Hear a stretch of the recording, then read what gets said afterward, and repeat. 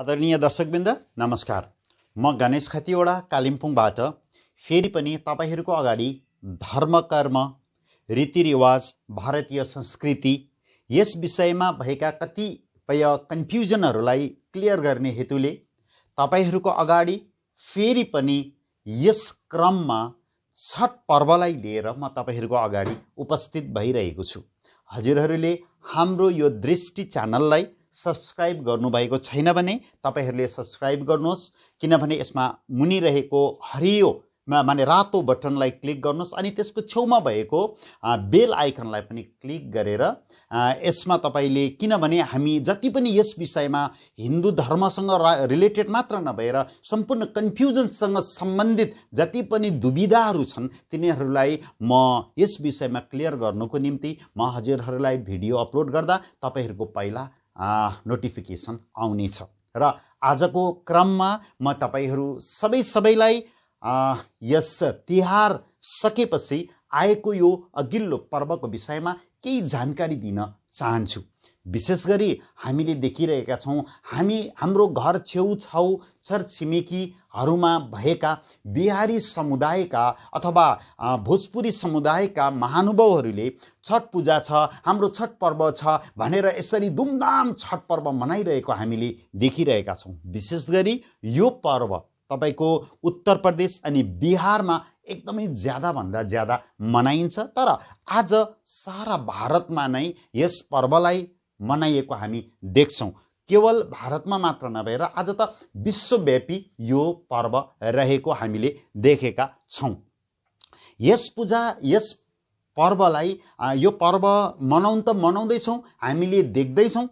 हामी प्रत्येक व्यक्तिलाई कुन पर्व कसरी मनाइँदैछ, किन मनाइँदैछ, यसको साइन्टिफिक जुन चाहिँ महत्त्व के छ, वैज्ञानिक महत्त्व के छ अनि तपाईको धार्मिक महत्त्व के छ, के यो केवल बिहारी मैथिली अथवा भोजपुरी यो समुदायले मात्रै मान्ने हो या त सारा हिन्दूहरूको पर्व हो, यस विषयमा तपाईहरूलाई म केही जानकारी दिन म यहाँ आइरहेको छु। र विशेष गरी म त देख्छु के भने बिहारी समुदायका आज जति पनि उहाँहरूले पनि यसरी मनाइरहेका छन्, तर ती पनि कतिजना युथहरूले आज त्यसलाई मान्यता दिइरहेका छैनन्।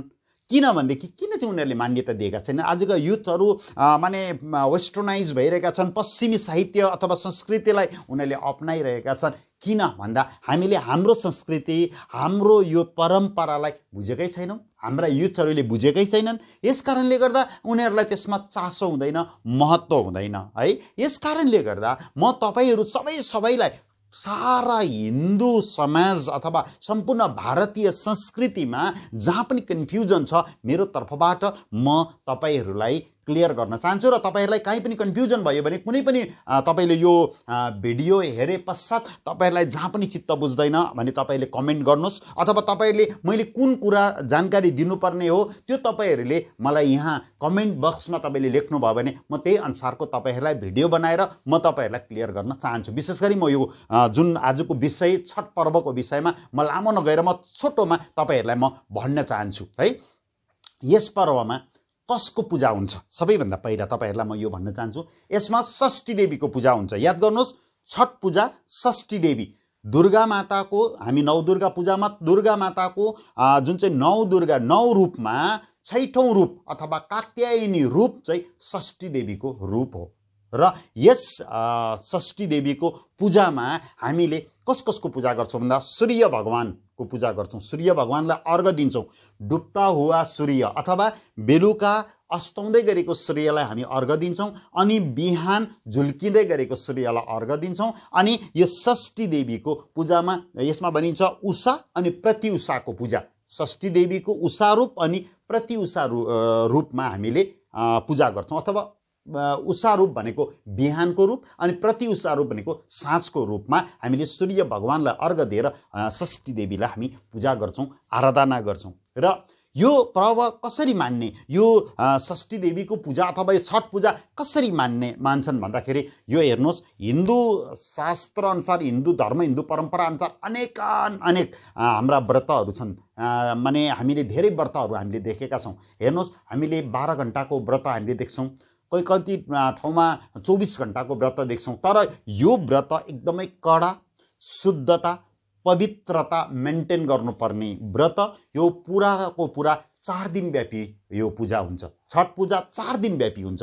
4 दिनदेखि घरलाई शुद्धता राख्नुपर्ने, खानपिनमा शुद्धता रहनुपर्ने, पवित्रता रहनुपर्ने पर्व भएर माने 36 घण्टाको व्रत मानिएको छ यस व्रतमा, यस पूजामा, छठ पूजामा। किनभने यो पूजा चाहिँ तपाईँको विशेष गरी जलाशयमा पूजा गरिन्छ। 36 घण्टाको व्रत, यसमा 24 माने 4 दिनमा 36 घण्टाको त व्रतै रहने यो व्रत हो, यो पूजा हो। अनि बाँसको विशेष सामग्रीहरू यस पर्वमा चलाइन्छ। अनि मैले सुने अनुसार, मैले यसमा डिस्कसन मैले बुझे अनुसार त यसमा चिनी एकदमै नचलाउनु भनिएको छ। खालि गुडको सामग्रीहरू षष्ठी देवीलाई अथवा सूर्यलाई अर्पण गर्नुपर्छ भनिएको छ। र यस पूजामा हामीले किन चाहिँ यो पूजा कसरी चाहिँ गरिन्छ भन्दा, विशेष गरी यो पूजाको विषयमा मैले भन्नुपर्दा षष्ठी देवीलाई सन्तानसँग सम्बन्धित देवी भनिन्छ। हेर्नुहोस्, यो संसार कसरी, हाम्रो समाज कसरी बिग्रिएको छ भन्दा, कतिजनाको सन्तान छैनन्, कतिजनाको सन्तान भएर पनि कुसन्तान भइरहेका छन्। छोराछोरी बिग्रिएर नराम्रो बाटोमा हिँडेर, नराम्रो काम गरेर, ड्रग्स खाएर, यो सब हताबुङ्गै समाजलाई राम्रो बाटोमा ल्याउन सक्ने यो व्रत हो। आज त यो व्रतको महत्त्वलाई हामीले भुलेर चाहिँ हामीले जस्ट गर्दैछौँ। हामीले देख्छौँ बिहारी समुदायका हाम्रा दाजुभाइ दिदीबहिनीहरूले यस्तो महत्त्व टाउकोमा बोकेर, ढाकीमा सम्पूर्ण माने यस्ता उद्भिदहरू राखेर, त्यहाँ चढाउने चिजहरू राखेर उनीहरू जलाशय भनेको जहाँ जल भएको ठाउँमा गएर अथवा कुवामा, तलाउमा गएर उनीहरूले त्यहाँ जल अथवा षष्ठी देवीलाई जलको रूप अनि सूर्यलाई अर्घ दिने, हामी जलाशयमा गएर सूर्यलाई अर्घ दिने हामी दिएको देख्छौँ। तर नानीहरू भने के गर्दैछन्, आजका युथ भने सज धज्के जान्छन्, एकदमै चाटाक चुटुक भएर जान्छन्, फोटो खिच्नु, क्यामेरामा फोटो खिच्नु, सेल्फी खिच्नु अनि पटेका पड्काउनमै व्यस्त रहेको हामी देख्छौँ। तर म तपाईँहरू सबैलाई यसलाई अन्यथा नसम्झिनुहोस्। मैले भन्न खोजेको कुरा के हो भनेदेखि, तपाईँहरूले जुन चाहिँ पूजा गर्नुहुँदैछ, यति महान पूजा गर्नुहुँदैछ, आफ्नो नानीहरूलाई पनि त्यसमा इन्भल्भ गराउनुहोस्। सूर्यलाई अर्घ दिँदा तपाईँले नानीलाई पनि अर्घ दिनु सिकाउनुहोस्। पवित्रता, जुन चाहिँ घरको पवित्रता तपाईँहरूले राख्नुहुन्छ, नानीहरूलाई पनि पवित्र राख्ने विषयमा तपाईँहरूले सोच्नुहोस्। किनभने नानीहरूलाई यो महत्त्व, हामीले किन हाम्रो यो संस्कृति भुलिरहेका छौँ भन्दा, नबुझेर पश्चिमी संस्कृतिलाई हामीले अपनाउनुको कारण हाम्रो संस्कृति अथवा हाम्रो चाडपर्व, हाम्रो रीतिरिवाज, हाम्रो धर्म कर्मलाई हामीले भुलेर हामी पश्चिमी साहित्य र संस्कृतिलाई हामीले अपनाइरहेका छौँ, कारण नबुझेर। र हामी सबैको दायित्व हुन्छ यी नानीहरूलाई हाम्रो यस्तो महान पर्वको विषयमा जानकारी दिनु। हेर्नुहोस्, यसमा साइन्टिफिक एकदमै यहाँ वैज्ञानिक तौरमा मैले हेर्नुपर्दा यो पर्वको सबैभन्दा मलाई मन परेको पाठ चाहिँ के छ भनेदेखि, बेलुका अस्ताउँदै गरेको सूर्यलाई यहाँ अर्घ दिइन्छ। बिहान उदाउँदै गरेको सूर्यलाई अर्घ दिइन्छ। बिहान उदाउँदै गरेको सूर्यलाई अर्घ दिएको त हामीले सबैतिर देखेका छौँ, हामीलाई थाहा छ। तर बेलुका अस्ताउँदै गरेको सूर्यलाई जुन चाहिँ अर्घ दिइन्छ, प्रत्युषामा जुन चाहिँ अर्घ दिइन्छ अथवा जल चढाइन्छ, यसको महत्त्वलाई हेर्दा हामी यति साह्रो गहिराइमा जान सक्छौँ। विशेष गरी त हेर्नुहोस्, हाम्रो समाज यो विश्वको या संसार, यो मान्छेको यो दुनियाँदारीमा के भइरहेको छ भनेदेखि, हामीले राम्रो चिजलाई मात्रै अथवा उदाउँदै गरेको घामलाई मात्रै हामी हेर्छौँ, बलिरहेको आगोलाई मात्रै हामी ताप्छौँ, निभेको आगोलाई केयरै गर्दैनौँ। भन्नुको मतलब एकजना मान्छे दुखी छ, गरिब छ, दरिद्र छ, उसले केही गर्न सकिरहेको छैन, उसलाई हामी केयरै गर्दैनौँ, चाहे त्यो आफ्नै मान्छे किन नहोस्। तर जो मान्छे चाहिँ अलिकति इज्जतदार छ, अलिकति माथि छ, धनी छ, उसकोमा सब कुछले परिपूर्ण छ, त्यसलाई चाहिँ हामीले पुजिरहेका हुन्छौँ, मानिरहेका हुन्छौँ।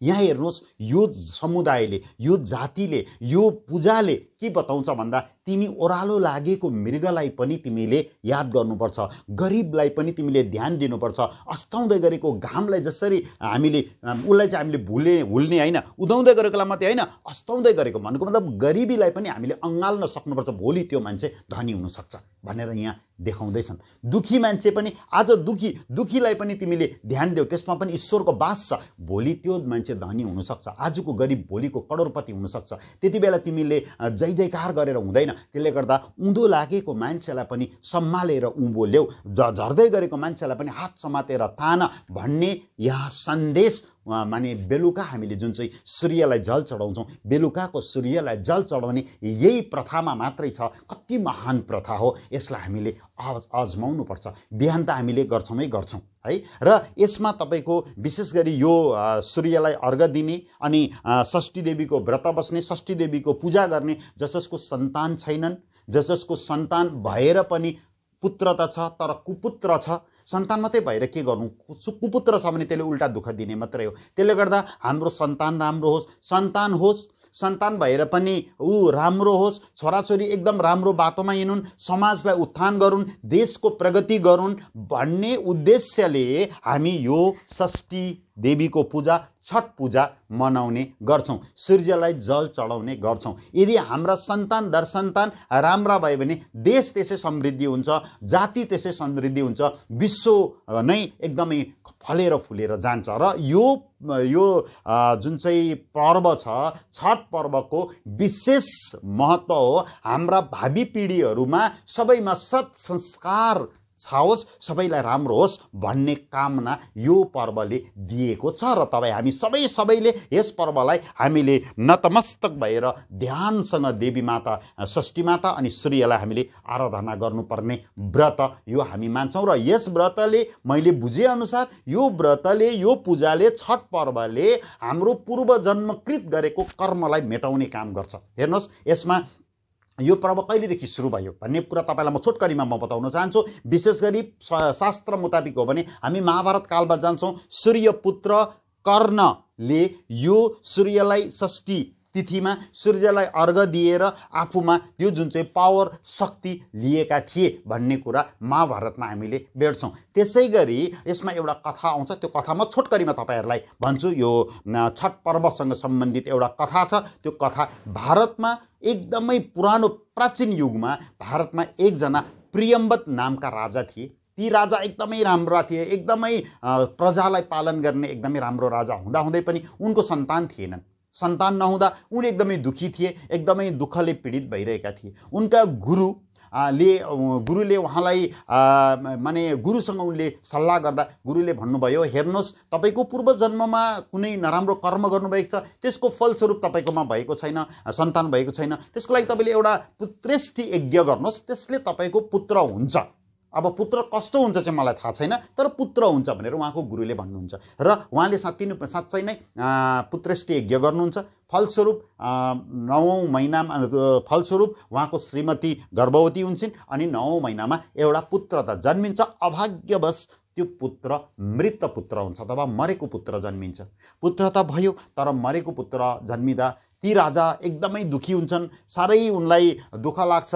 आफ्नो नानीलाई, आफ्नो जन्मिएको नानी, मृत नानीलाई लिएर श्मशान घाटमा गएर नानीलाई दाह संस्कार गर्दाखेरि उनलाई यति साह्रो भावुक हुन्छन् कि म पनि अब यहीँ म अन्त गर्छु, किनभने सन्तान बिनाको लाइफ कस्तो लाइफ भन्ने उनलाई फिल हुन्छ र म यहीँ मलाई अन्त गर्छु भन्ने सम्झिन्छन्। त्यति नै बेला षष्ठी देवी माने जो देवी हामी छैटौँ कात्यायनी देवी षष्ठी रूपमा उहाँ आफ्नो एकजना पुत्र हातमा लिएर तल झर्नुहुन्छ। र किनभने षष्ठी देवीको रूपमा पुत्र एक सन्तान हातमा लिएको अथवा बोकेको, नानी बोकेको देवीको रूप देखाइन्छ। यसकारणले गर्दा षष्ठी देवी आउनुहुन्छ र महाराज हेर्नुहोस्, तपाईँ अहिले यस्तो प्रकारको कर्म नगर्नुहोस्, किनभने तपाईँको पूर्व जन्ममा तपाईँले एकदमै नराम्रो कर्म गर्नुभएको थियो। हामीले कुनै दुःख पाउँछौँ, हाम्रो दुःख पाउनुको कारण अहिले त हामीले राम्रै गरेका थियौँ, तर पनि म किन दुःखी भनेर हामी पुरा दुःखी हुन्छौँ। तर हाम्रो पूर्व जन्ममा कतिवटा हामीले नराम्रो कर्म गरेका हुन्छौँ। हिन्दू शास्त्रले यो चिजलाई एकदमै मानिलिन्छ र सायद यसमा हामीले मान्नु पनि पर्छ, किनभनेदेखि अहिले त मैले राम्रै गरेको हुन्छु र पनि मेरो कुन कारणले गर्दा मैले अनेक राम्रो गर्दा पनि मैले दुःख पाइरहेको हुन्छु, किन भन्दा चाहिँ मैले पूर्व जन्ममा कुनै नराम्रो कर्म गरेको थिएँ।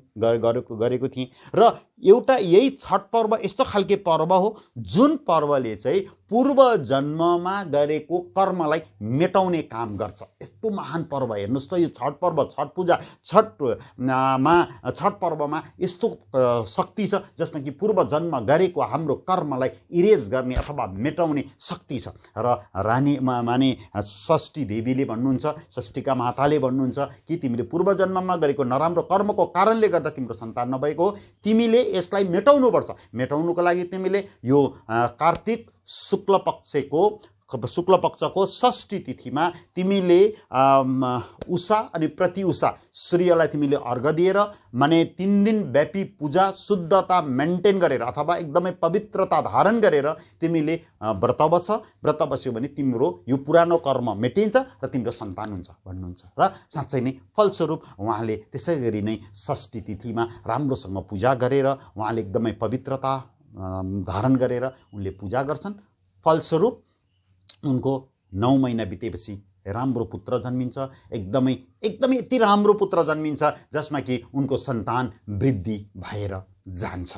र त्यहाँदेखि पछाडि यो प्रथा सन्तान राम्रो होस्, सन्तान जन्मियोस् मात्रै होइन, सन्तान जन्मियोस्, छोराछोरी ड्रग एडिक्ट नहोस्, नराम्रो बाटोमा नहिँडोस्, कुसंस्कारित नहोस्, कुभावना नहोस्, एकदमै संस्कारित सुशीलता मेन्टेन गरेको सन्तान होस्, पढोस्, लेखोस्, विद्वान होस्, ज्ञानी होस्। सन्तान राम्रो भयो भने देश राम्रो हुन्छ, समाज राम्रो हुन्छ, समाज राम्रो भयो भने देश राम्रो हुन्छ, देश राम्रो भयो भने विश्व राम्रो हुन्छ भन्ने कल्पना लिएर त्यहाँदेखि यो व्रत यो पूजाको सुरुवात भयो। आज पनि यो प्रथा चलिरहेको छ, यो व्रत चलिरहेको छ।